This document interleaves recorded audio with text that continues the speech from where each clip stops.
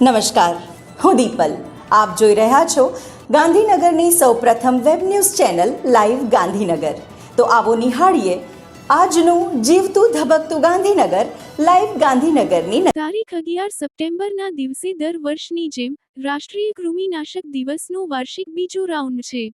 આ કાર્યક્રમ અંતર્ગત દેશના દરેક બાળકો જેવા કે શાળાએ જતા કે ન જતા દરેકને શરીરમાં રહેલ કૃમિથી બચવા માટે કૃમિનાશક દવા ડોટ પદ્ધતિથી એટલે કે નજર સમક્ષ કૃમિનાશક દવા પીવડાવી રક્ષિત કરવામાં આવે છે. જે માટે આજ રોજ મોટા ચિલોડા ખાતે તેમજ મહુન્દ્રા ખાતે પણ આ કાર્યક્રમ કરવામાં આવેલ. કાર્યક્રમની શરૂઆત ચિલોડા ગામની પ્રાથમિક શાળાથી કરેલ, જેમાં આરોગ્યકર્મી એવા પ્રફુલભાઈ પટેલ, હાર્દિકભાઈ પ્રજાપતિ, ગામના કાનૂની સલાહકાર એવા પીએલવી એવા નટુભાઈ પટેલ, શાળાના આચાર્ય હેતલબેન પટેલ દ્વારા બાળકોને કૃમિનાશક ગોળી ગળાવી રક્ષિત કરેલ.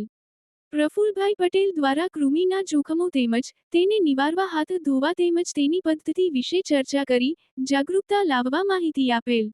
આ જ રીતે શ્રી સ્વામિનારાયણ પ્રાથમિક શાળાના આચાર્ય શ્રી માનસિંહભાઈ રાઠોડ, શિહોલી ગ્રુપ માધ્યમિક શાળાના આચાર્ય શ્રી રમેશભાઈ માકાણી તેમજ ગામની આશા બહેનો દ્વારા દરેક આંગણવાડી આવરી લીધેલ.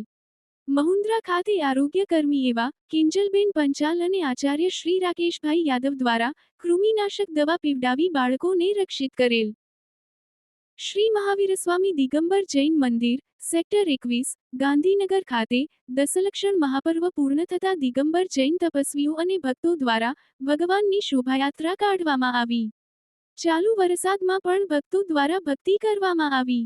સમસ્ત ગાંધીનગર દિગંબર જૈન સમાજના ભાઈ બહેનો ધાર્મિક જુલુસમાં જોડાયા અને ભાવપૂર્વક વરસાદમાં ભીના થઈને ભક્તિ કરી.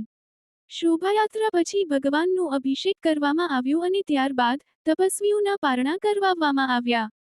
દિગંબર જૈન સમાજ દ્વારા સમાજના લોકો માટે સ્વામિવાત્સલ્યનું પણ આયોજન કરવામાં આવ્યું હતું.